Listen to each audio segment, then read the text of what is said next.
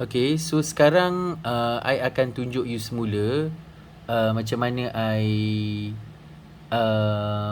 create bumbung ni macam mana I bina bumbung ni. Okay, so I select dulu bumbung ni, I tekan delete So tekan delete dulu. Okay, macam mana I mula buat bumbung ni sebenarnya, I ada guna left view. Okay, so I tukar pandangan left sebenarnya. So I tukar pandangan left. Okay, dekat pandangan left ni, okay, I akan draw menggunakan polyline. Okay, I akan draw menggunakan polyline. So ini button polyline. Okay, so I draw pada pandangan left So I klik polyline, so I draw lebih kurang. Okay, so kita nak try je. So kita boleh draw lebih kurang lah, agak-agak je kan. Okay, okay, I dah draw dah. Lepas tu kalau dah draw, tekan escape Okay. Dan you kena region kan yang you draw bumbung tu, tak reg enter. Okay, nanti you klik saja dekat bumbung ni, tekan enter. Okay. Tapi you kena tengok dulu, you kena tengok dekat pandangan top dulu. You kena tengok dekat pandangan top sebab you nak kena tengok dia punya placement dia. So dia tak berapa ke tepi kan.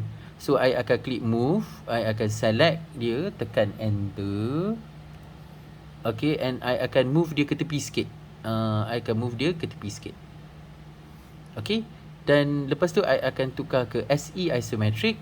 Okay, dan I akan extrude. I akan extrude terus lah. So I type je lah EXT, I tekan enter. Okay, lepas tu I select dekat dia punya dalam region ni. Okay, I tekan enter. Okay, sampailah ke hujung ni. Okay, sampai ke hujung ni, katakan. Okay, I select ni, I klik kanan properties. Boleh tukar dia punya warna ke merah. Okay. Okay, kalau I tengok dekat top, I pun boleh tengok dia dekat top. Memang bahagian kanan dia terlebih. So, I boleh tengok dekat bahagian wireframe.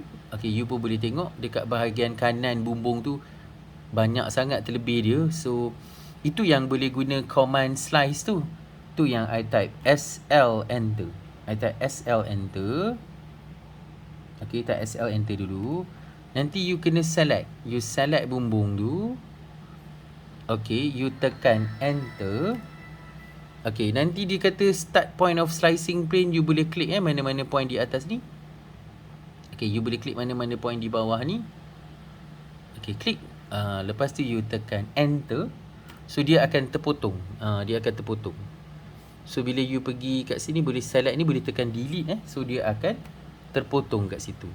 Dan bolehlah kita letak ni SE isometric. Dekat sini pun kita boleh orbit dia. Boleh free orbit. Okay, button ni boleh digunakan untuk free orbit atau continuous orbit. Kalau continuous orbit macam ni, click and drag macam ni. Okay.